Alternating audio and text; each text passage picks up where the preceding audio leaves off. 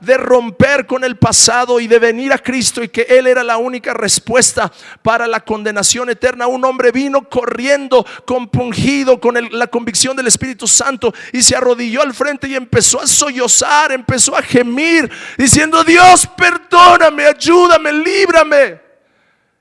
Y el predicador se bajó con él y lo vio tan compungido que le empezó a dar unas palmaditas en la espalda, y como yo creo que se sintió mal, dijo: yo creo que los regañé bien duro.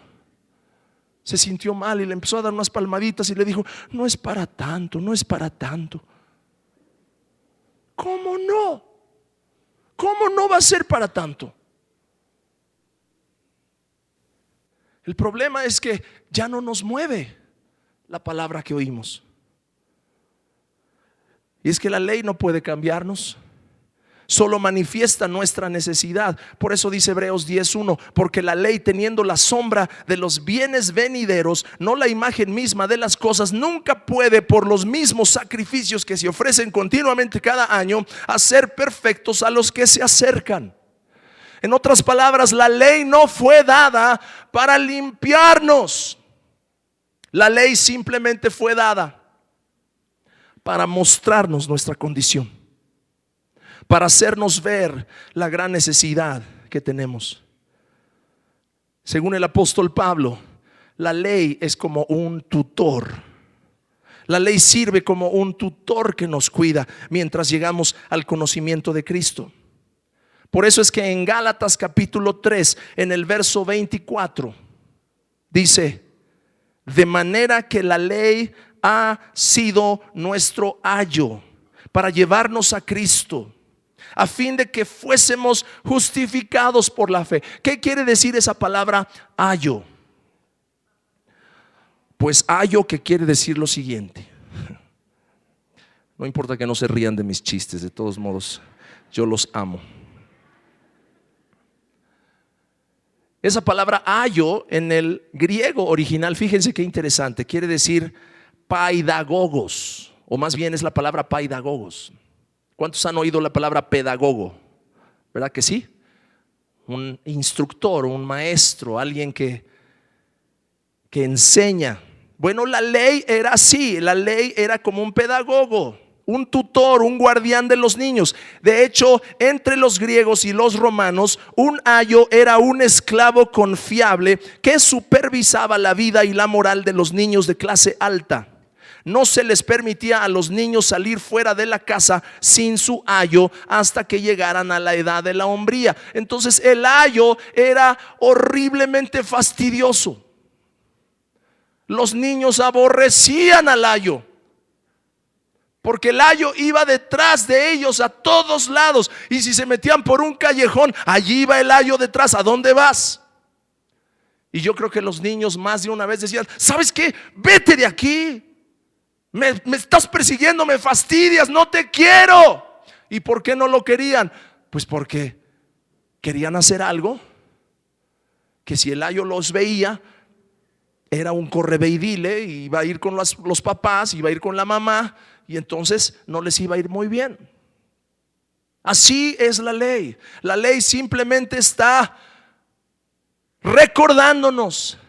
Por eso es que cuando tú empiezas a caminar y te apartas de la luz que viene del rostro de Dios, siempre en lo profundo de tu corazón, a menos que hayas llegado a una condición de cauterización de tu conciencia tan terrible, en cuyo caso que Dios tenga misericordia de ti, pero siempre va a haber una voz en el interior que te va a decir: no, eso no es correcto, eso no está bien. Es la voz del ayo que está diciéndote: no, por allí no es, no hagas eso, no te conviene. ¿Y qué es lo que tenemos que hacer? No podemos desechar la ley. Acabamos de leer que el apóstol Pablo decía que la ley es buena, es santa, es justa. La ley no debe de ser algo fastidioso para nosotros, porque la ley trae principios. ¿Y cuáles son los principios de la ley? Deuteronomio capítulo 10, Me gusta este pasaje porque nos presenta algunos principios de la ley.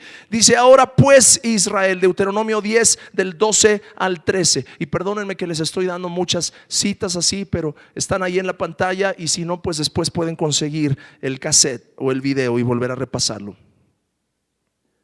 Deuteronomio 10, 12 y 13 dice: ahora pues, Israel, ¿qué pide el Señor de ti? Sino que temas al Señor tu Dios, que andes en todos sus caminos, que le ames y sirvas al Señor tu Dios con todo tu corazón y con toda tu alma. Esa palabra pide, ¿qué es lo que Dios pide? Quiere decir requerir, desear, pedir como favor, suplicar. Como el padre muchas veces le dice al hijo: te ruego, hijo, hazme caso. Y en muchos casos, por supuesto, el hijo en el interior dice: ¿por qué no me deja de fastidiar? Si tan solo me dejara en paz y no me estuviera ya molestando.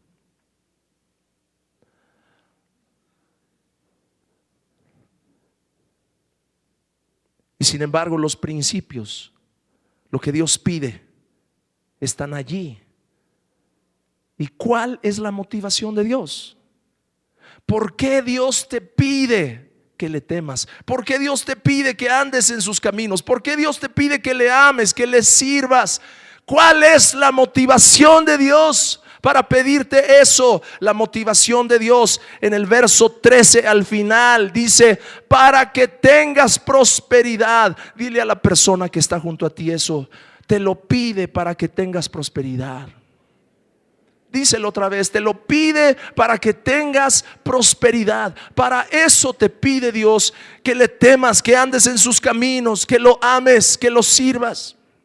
Él mismo lo dijo: para que tengas prosperidad. Otra versión dice: para tu beneficio. Otra versión más dice: para que te vaya bien. Y es que a mí siempre me ha extrañado desde que conocí al Señor, como en mi naturaleza muchas veces hay una lucha. Escúchame.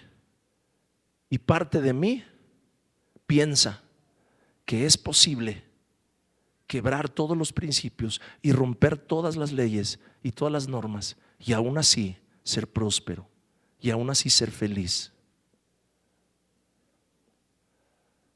Cuando la realidad es que la única forma de llegar a la verdadera prosperidad, según lo dice el hebreo original de esta palabra prosperidad, la palabra tob, algo bueno, agradable, placentero, excelente, rico, valioso, apropiado, alegre, feliz, próspero, entendido, benigno, amable. A ver, muchachas solteras, ¿a quién de ustedes no le gustaría casarse con un muchacho bueno, agradable, placentero, excelente, rico, valioso, apropiado, alegre, feliz, próspero, entendido, benigno y amable? ¿Cuántas se apuntan? ¿Cuántas dicen: venga tu reino, Señor? Pues entonces busca a un hombre que teme a Dios y que anda en sus caminos y que lo ama. Rápidamente vamos a hablar de tres principios que aquí nos habla el Señor de lo que es una persona próspera. El primero que nos muestra Deuteronomio es el principio de temer a Dios. ¿Y qué quiere decir temer? Temer quiere decir reverenciar, honrar, respetar. Por supuesto que no quiere decir tener miedo, como la historia aquella del niño de 5 años que por primera vez su mamá lo lleva a la iglesia, y la mamá tan pronto cruza el umbral de las puertas de la iglesia, agacha la cabeza y empieza a caminar así cabizbaja, y el niño inconscientemente o más bien intuitivamente hace lo mismo, va de la mano de su mamá, y su mamá se agacha, pues él también se agacha, no le vaya a pegar a él también lo que le iba a pegar a su mamá. Y la mamá agachada va y se mete detrás de una banca y se arrodilla allí y pone la cabeza así sobre su brazo, y el niño está mirando por todos lados y el pobrecito está asustado, no sabe qué sucede, y le dice: oye mamá, cállate. Oye mamá, pero que te calles. Finalmente el niño se da cuenta de que tiene que bajar la voz. Mamá, ¿qué cosa? Solamente quiero que me digas de quién nos estamos escondiendo. Eso no es el temor de Dios. El temor de Dios es el respetar, el honrar. El temor de Dios es tener reverencia, una palabra que hoy en día parece muy anticuada. Ahora que estuvo Rodolfo Garza aquí, ustedes saben que él estuvo 10 años en Japón, y cada vez que lo veo nos saludamos así. El tener reverencia a Dios. Me encanta una cita que escribió un hombre que se llama Guillermo.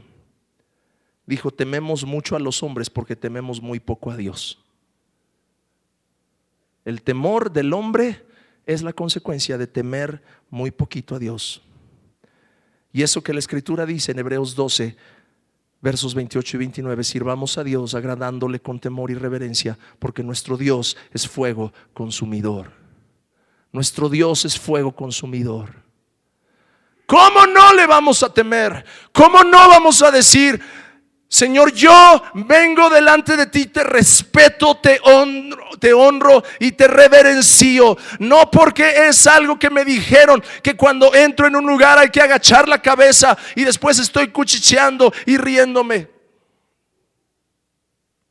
Y por supuesto, no quiere decir que la verdadera reverencia es estar callado todo el tiempo.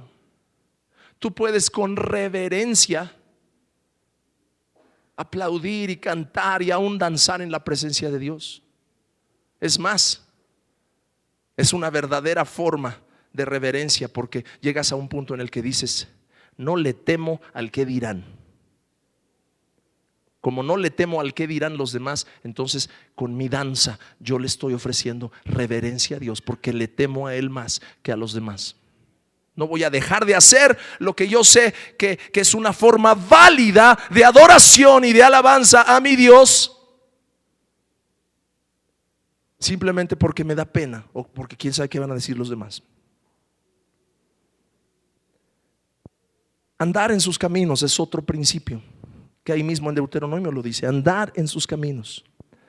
La palabra andar es yalak y caminos derek. Un estilo de vida nos habla esto, una manera, un hábito, un curso. El Salmo 128 verso 1 dice: bienaventurado todo aquel que teme al Señor, que anda en sus caminos.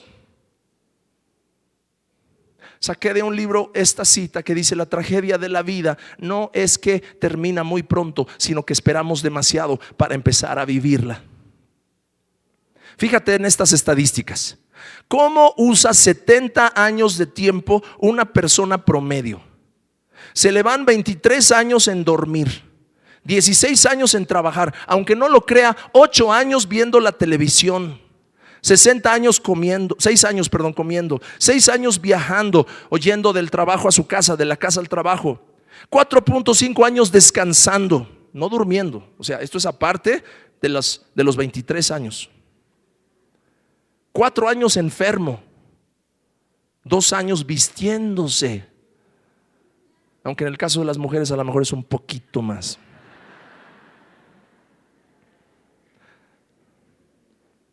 Y solamente 0.5 años dedicados a una cierta expresión de reverencia a Dios o de caminar con Dios. Obviamente eso simplemente, estas estadísticas no son tomadas de algún libro cristiano. O sea, ese 0.5 simplemente es que una persona